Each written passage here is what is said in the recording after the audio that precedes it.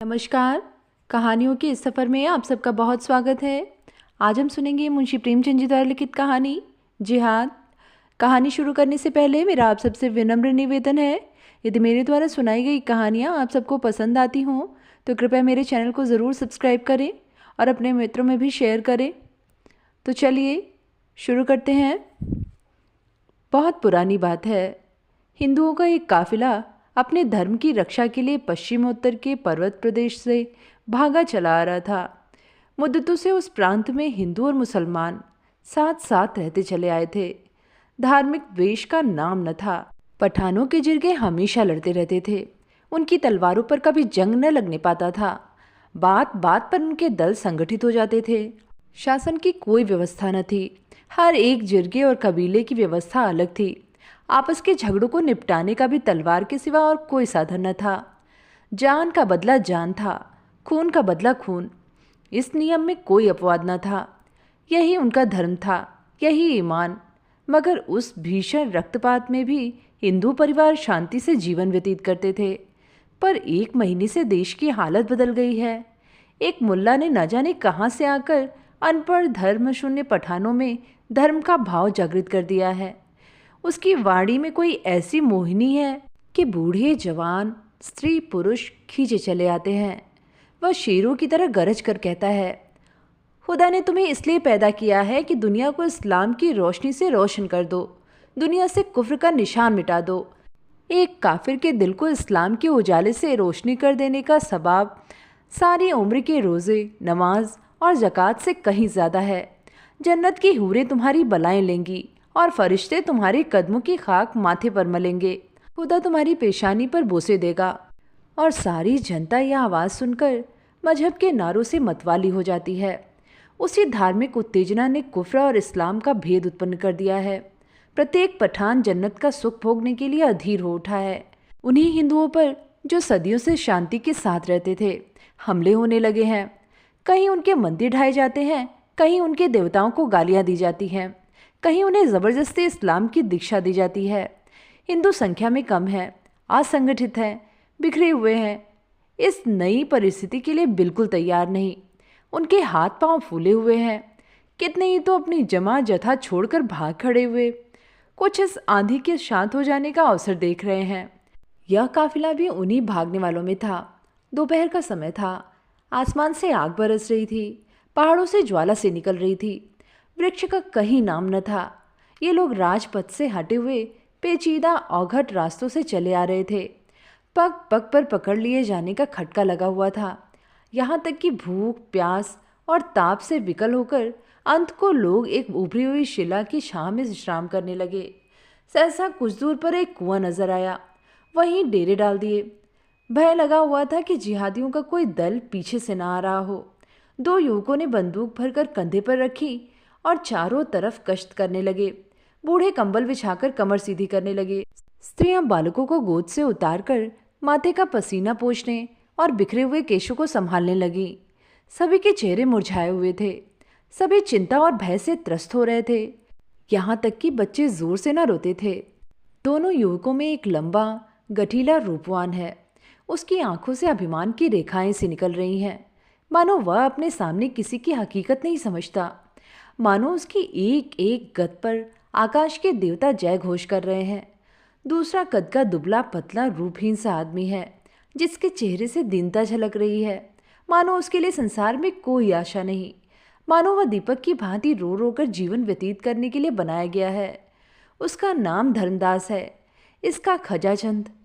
धर्मदास ने बंदूक को जमीन पर टिकाकर एक चट्टान पर बैठते हुए कहा, तुमने अपने लिए क्या सोचा?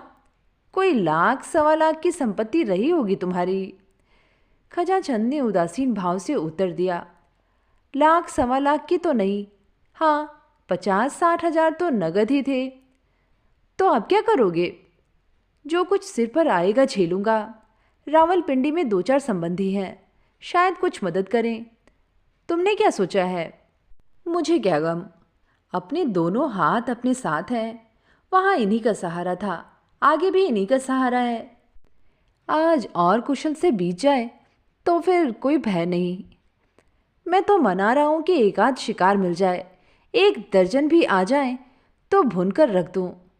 इतने में चट्टानों के नीचे से एक युवती हाथ में लोटा डोर लिए निकली और सामने कुएं की ओर चली। प्रभात की सुनहरी मधुर अरुणिमा मूर्तिमान हो गई थी। दोनों युवक उसकी ओर बढ़े, लेकिन खजाचंद तो 2-4 कदम चलकर रुक गया। धर्मदास ने युवती के हाथ से लोटा डोर ले लिया और खजाचंद की ओर सगर्व नेत्रों से ताकते हुए कुएं की ओर चला। खजाचंद ने फिर बंदूक संभाली और अपनी झेप मिटाने के लिए आकाश की ओर ताकने लगा। इसी तरह कितनी ही बार धर्मदास के हाथों पराजित हो चुका था। शायद उसे इसका अभ्यास हो गया था। अब इसमें लेश मात्र भी संदेह न था कि श्यामा का प्रेम पात्र धर्मदास है। खजाचंद की सारी संपत्ति धर्मदास के रूप वैभव के आगे तुच्छ थी। परोक्ष ही नहीं, प्रत्यक्ष रूप से भी श्यामा कई बार खजाचंद को हताश कर चुकी थी, पर वह अभागा निराश होकर भी न जाने क्यों उस पर प्राण देता था। तीनों एक ही बस्ती के रहने वाले थे। श्यामा के माता पिता पहले ही मर चुके थे। उसकी बुआ ने उसका पालन पोषण किया था। अब भी वह बुआ ही के साथ रहती थी। उसकी अभिलाषा थी कि खजाचंद उसका दामाद हो, श्यामा सुख से रहे और उसे भी जीवन के अंतिम दिनों के लिए कुछ सहारा हो जाए। लेकिन श्यामा धर्मदास पर रिझी हुई थी। उसे क्या खबर थी कि जिस व्यक्ति को वह पैरों से ठुकरा रही है वही उसका एकमात्र अवलंब है। खजाचंद ही वृद्धा का मुनीम, खजांची, कारिंदा सब कुछ था, और यह जानते हुए भी श्यामा उसे इस जीवन में नहीं मिल सकती। उसके धन का यह उपयोग न होता तो वह शायद अब उसे लुटाकर फकीर हो जाता। धर्मदास पानी लेकर लौटा ही था कि उसे पश्चिम की ओर से कई आदमी घोड़ों पर सवार आते दिखाई दिए। जरा और समीप आने पर मालूम हुआ कि कुल 5 आदमी हैं। उनकी बंदूक की नलियां धूप में साफ चमक रही थीं। धर्मदास पानी लिए हुए दौड़ा कि कहीं रास्ते में ही सवार उसे पकड़ न ले, लेकिन कंधे पर बंदूक और हाथ में लोटा डोर लिए वह बहुत तेज न दौड़ सकता था। फासला 200 गज से कम न था।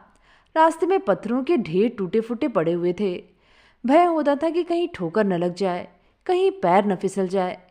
इधर सवार प्रतिक्षण समीप होते जाते थे। अरबी घोड़ों से उसका मुकाबला ही क्या, उस पर मंजिलों का धावा हुआ। मुश्किल से 50 कदम गया होगा कि सवार उसके सिर पर आ पहुंचे और तुरंत उसे घेर लिया।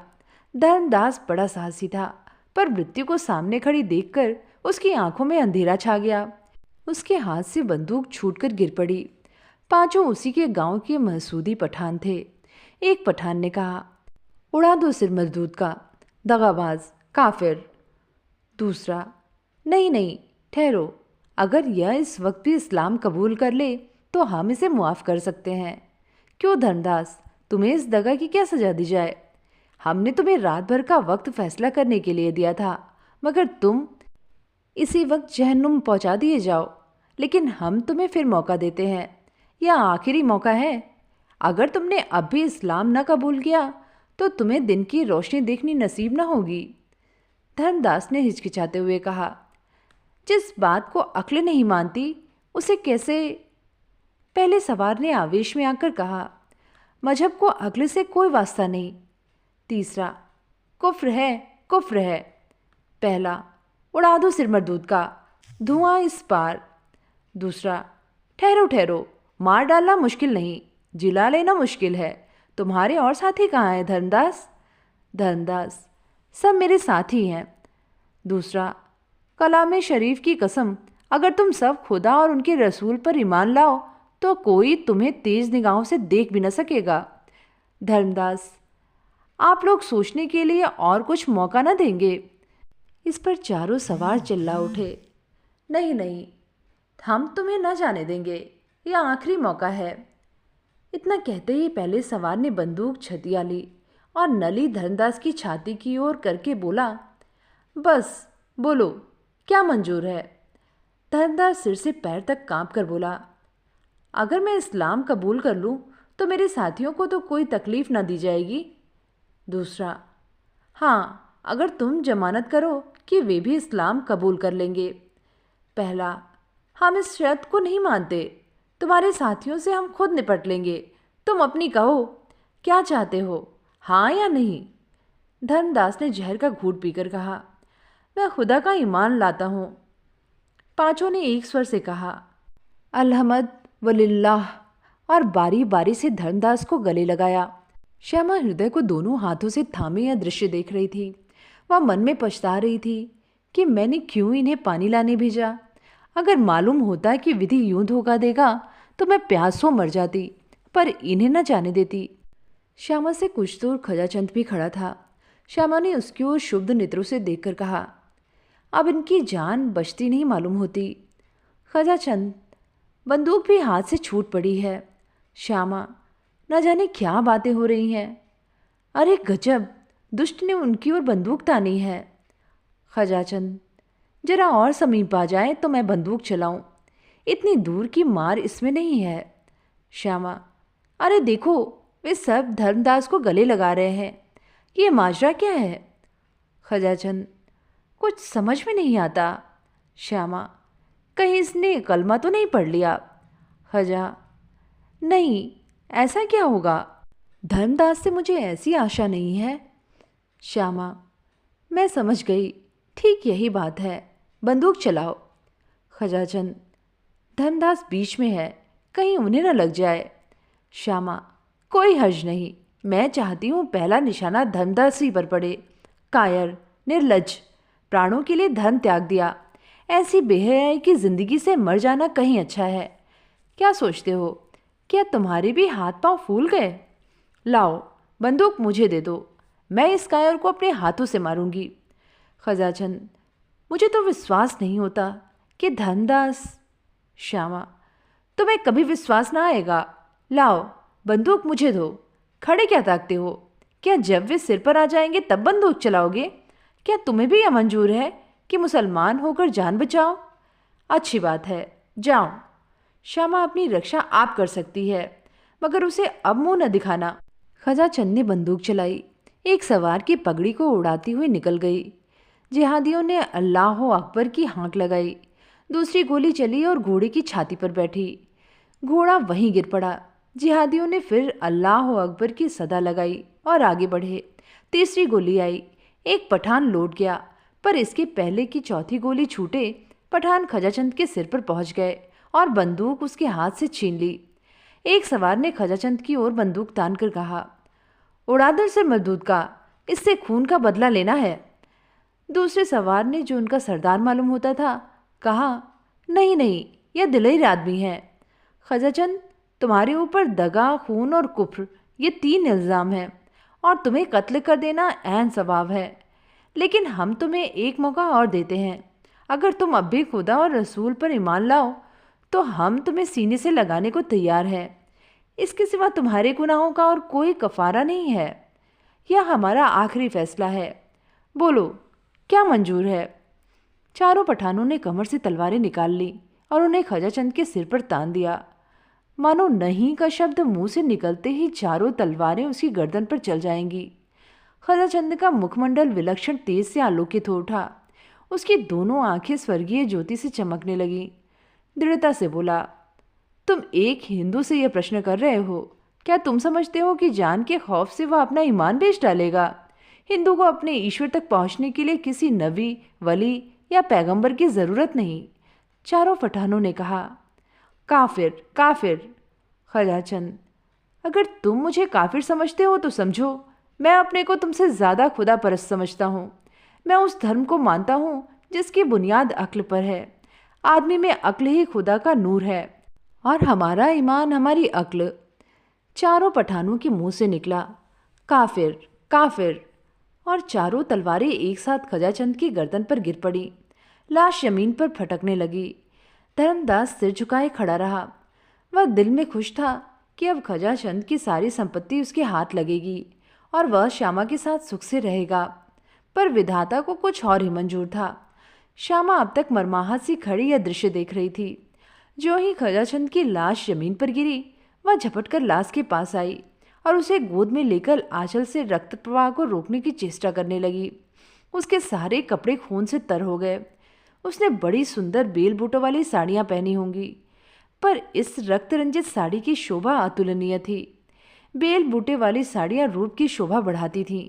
यह रक्त रंजित साड़ी आत्मा की छवि दिखा रही थी। ऐसा जान पड़ा मानो खजाचंद की बुझती आंखें एक अलौकिक ज्योति से प्रकाशमान हो गई है। उन नेत्रों में कितना संतोष, कितनी तृप्ति, कितनी उत्कंठा भरी हुई थी। जीवन में जिसने प्रेम की भिक्षा भी ना पाई, वह मरने पर उत्सर्ग जैसे स्वर्गीय रत्न का स्वामी बना हुआ था। धर्मदास ने श्यामा का हाथ पकड़कर कहा, श्यामा, होश में आओ। तुम्हारे सारे कपड़े खून से तर हो गए हैं। अब रोने से क्या हासिल होगा?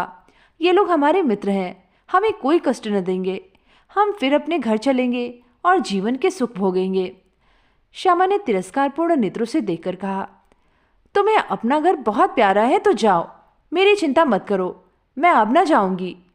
हाँ, अगर अब भी मुझसे कुछ प्रेम हो तो इन लोगों से, इन्हीं तलवारों से मेरा भी अंत करा दो। धर्मदास करुणा कातर स्वर से बोला, श्यामा, ये तुम क्या कहती हो? तुम भूल गई कि हमसे तुमसे क्या बातें हुई थी? मुझे खुद खजाचंद के मारे जाने का शौक है, पर भावी को कौन टाल सकता है? श्यामा, अगर यह भावी थी तो यह भी भावी है कि मैं अपना अधम जीवन उस पवित्र आत्मा के शोक में काटूं जिसका मैंने सदैव निरादर किया। यह कहते कहते श्यामा का शोकोद्गार, जो अब तक क्रोध और घृणा के नीचे दबा हुआ था, उबल पड़ा और वह खजाचंद के निस्पंद हाथों को अपने गले में डालकर रोने लगी। चारों पठान या अलौकिक अनुराग और आत्मसमर्पण देखकर करुणाद्र हो गए। सरदार ने धर्मदास से कहा, तुम इस पाकीज़ा खातून से कहो हमारे साथ चले, हमारी जात से इसे कोई तकलीफ ना होगी, हम इसकी दिल से इज्जत करेंगे। धर्मदास के हृदय में ईर्ष्या की आग धधक रही थी। वह रमणी जिसे वह अपनी समझे बैठा था, इस वक्त उसका मुंह भी नहीं देखना चाहती थी। बोला, श्यामा, तुम चाहो इस लाश पर आंसुओं की नदी बहा दो, पर यह जिंदा ना होगी। यहाँ से चलने की तैयारी करो। मैं साथ के और लोगों को भी जाकर समझाता हूँ। खान लोग हमारी रक्षा का जिम्मा ले रहे हैं। हमारी जायदाद, जमीन, दौलत सब हमको मिल जाएगी। खजाचंद की दौलत के भी हम ही मालिक होंगे। अब देर न करो, रोने धोने से अब कुछ हासिल नहीं। श्यामा ने धर्मदास को आग्नेय नेत्रों से देखकर कहा, और इस वापसी की कीमत क्या देनी होगी? वही जो तुमने दी है। धर्मदास यह व्यंग न समझ सका। बोला, मैंने तो कोई कीमत नहीं दी, मेरे पास था ही क्या? श्यामा, ऐसा ना कहो। तुम्हारे पास वह खजाना था जो तुम्हें आज कई लाख वर्ष हुए ऋषियों ने प्रदान किया था, जिसकी रक्षा रघु और मनु, राम और कृष्ण, बुद्ध और शंकर, शिवाजी और गोविंद सिंह ने की थी। उस अमूल्य भंडार को आज तुमने तुच्छ प्राणों के लिए खो दिया। इन पांवों पर लौटना तुम्हें मुबारक हो। तुम शौक से जाओ। जिन तलवारों ने वीर खजाचंद के जीवन का अंत किया है, उन्होंने मेरे प्रेम का भी फैसला कर दिया। जीवन में इस वीरात्मा का मैंने जो निरादर और अपमान किया, इसके साथ जो उदासीनता दिखाई, उसका अब मरने के बाद प्रायश्चित करूंगी। यह धर्म पर मरने वाला वीर था, धर्म को बेचने वाला कायर नहीं। अगर तुम में अब भी वह शर्म और हया है तो इसका क्रियाकर्म करने में मेरी मदद करो, और यदि तुम्हारे स्वामियों को यह भी पसंद न हो तो रहने दो, मैं सब कुछ कर लूँगी। पठानों के हृदय दर्द से तड़प उठे। धर्मांधता का प्रकोप शांत हो गया। देखते देखते वहां लकड़ियों का ढेर लग गया।